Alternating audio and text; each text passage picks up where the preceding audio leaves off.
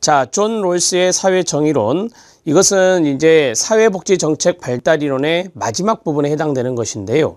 여러분들이 번호를 넘버링하면서 쭉 써왔죠. 자, 그 내용들을 이 존 롤스의 사회정의론까지 좀 작성을 해주시면 도움이 될 것 같습니다.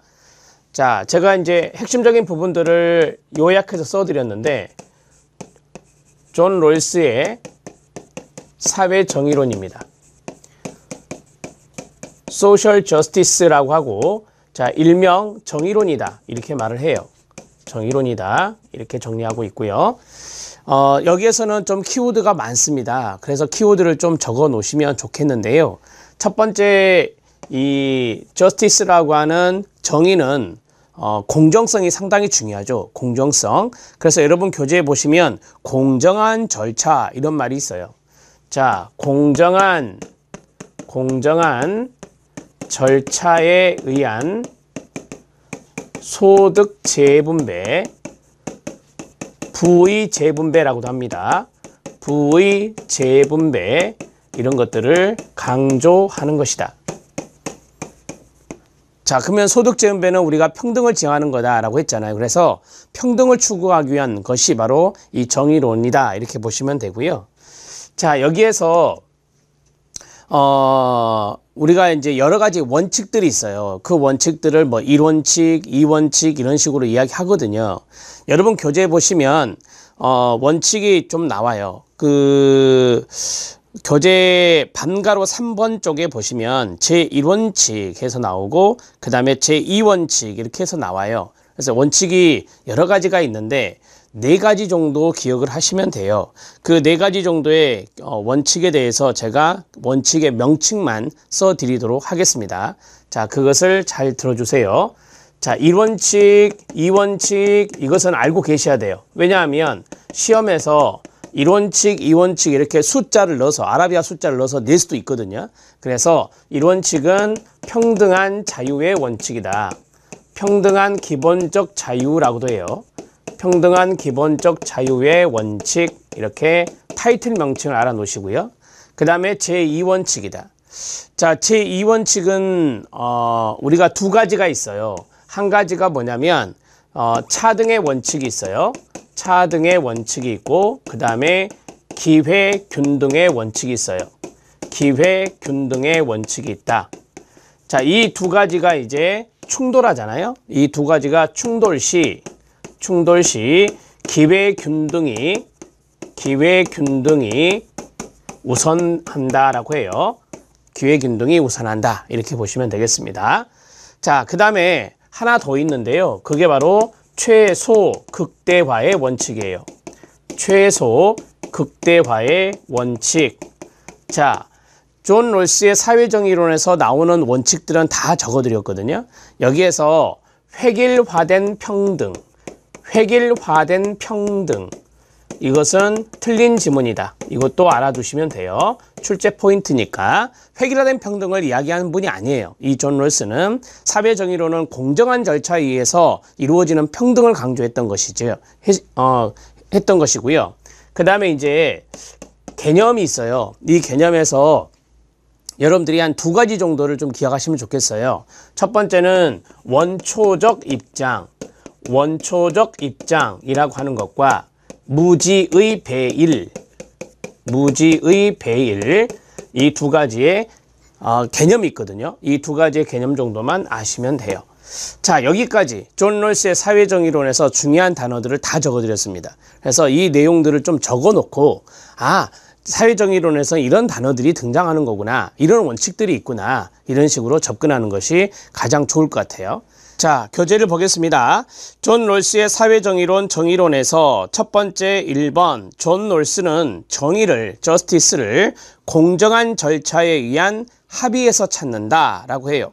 공정한 절차를 보장하기 위해 롤스가 도입한 장치가 바로 이겁니다. 이거 원초적 입장이다 라고 하는 거죠. 자, 원초적 입장은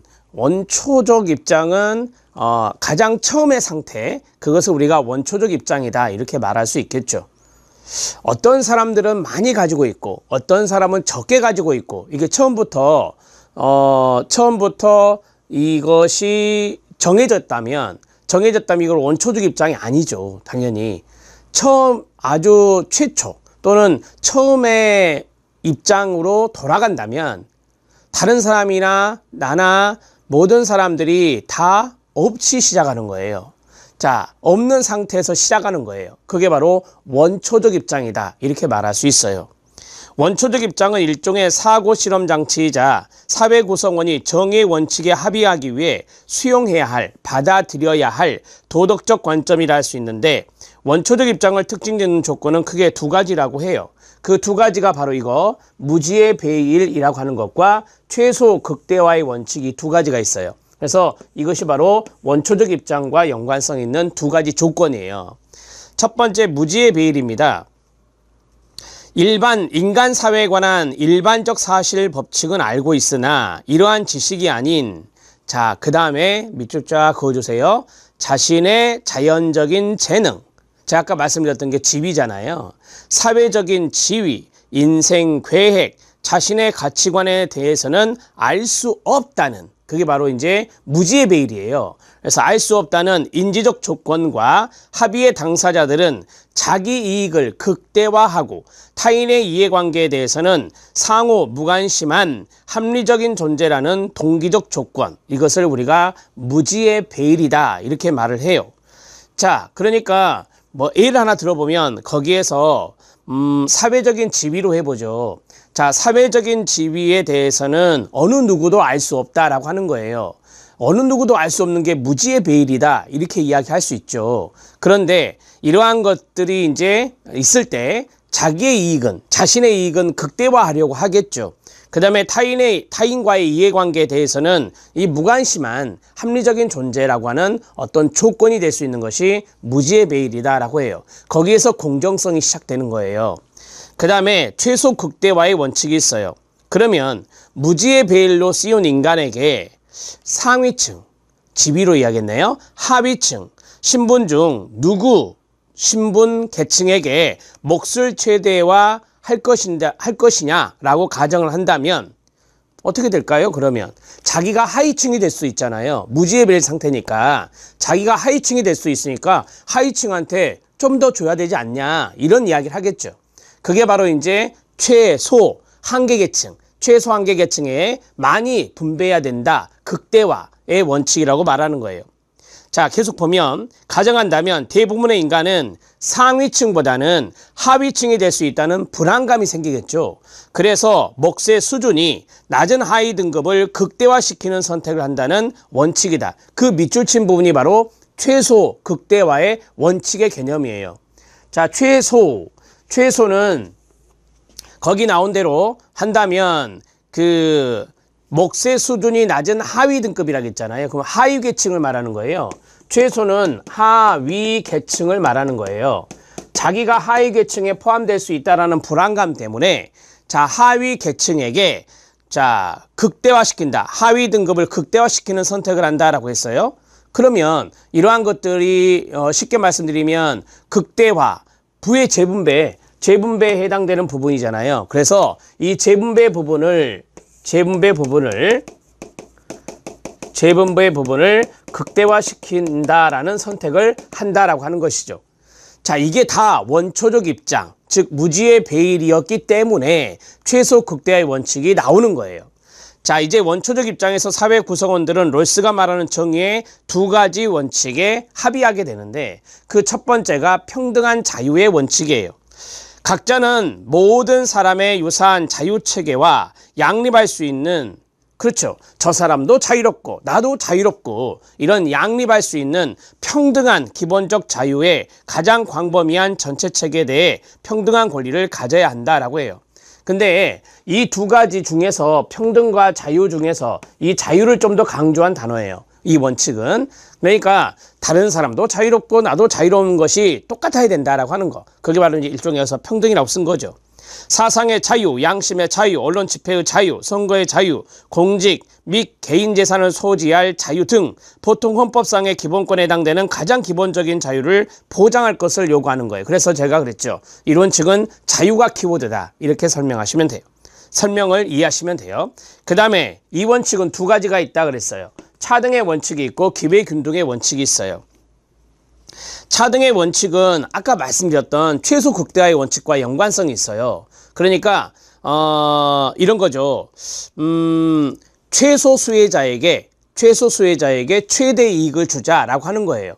여러분이 알다시피 하위 계층이 많지 않잖아요. 수를 보면. 그래서 이런 것을 우리가 최소 수혜자라고 해요. 최소 수혜자에게 많은 것을 분배하자라고 하는 선택을 한다는 거죠.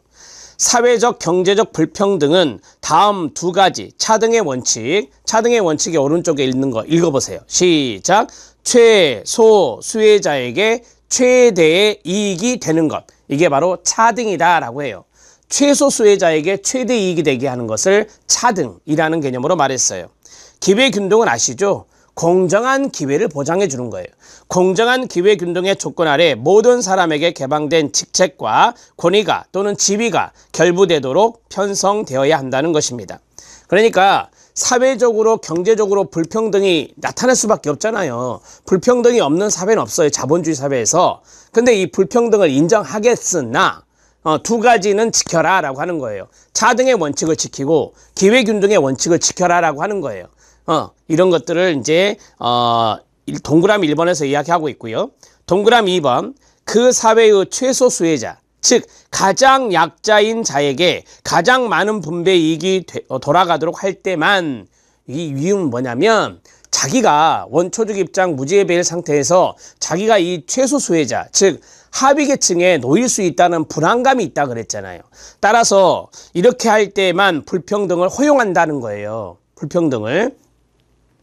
자, 최소 수혜자에게 최대로 많이 준다, 극대화 준다라고 했어요. 그러면 자기 자신이 하위 계층이어도 최소 수혜자이니 극대화되는 그런 분배를 받을 수 있잖아요.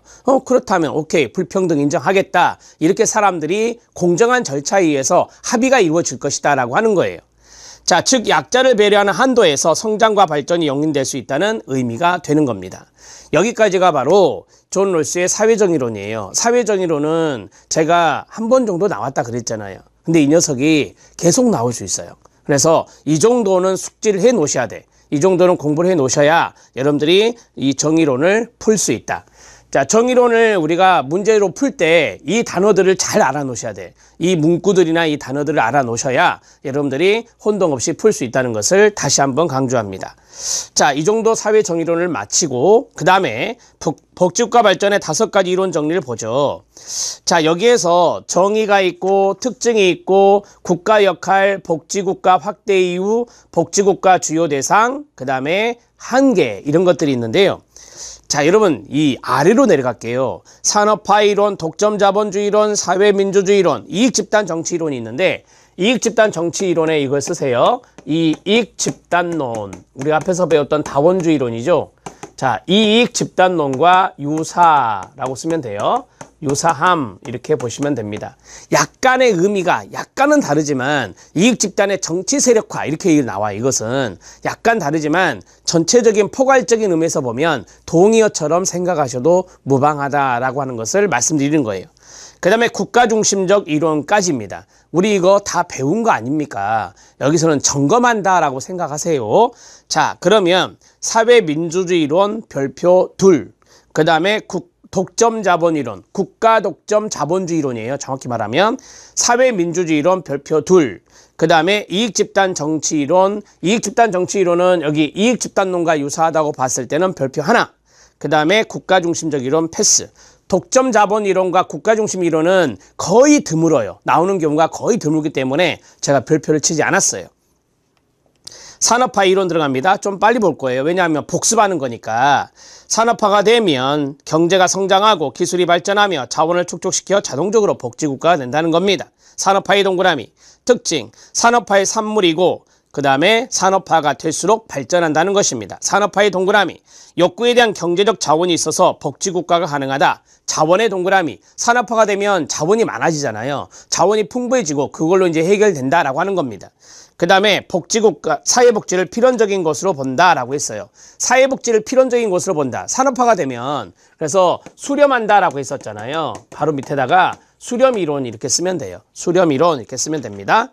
자, 그 다음에 국가의 역할은 앞에 있는 네 가지 있잖아요. 이 네 가지는 국가가 소극적인 역할을 한다라고 하거든요. 국가가 소극적 역할을 하고 국가 중심 이론은 국가가 공급자 역할을 한다고 배우셨죠. 앞에서.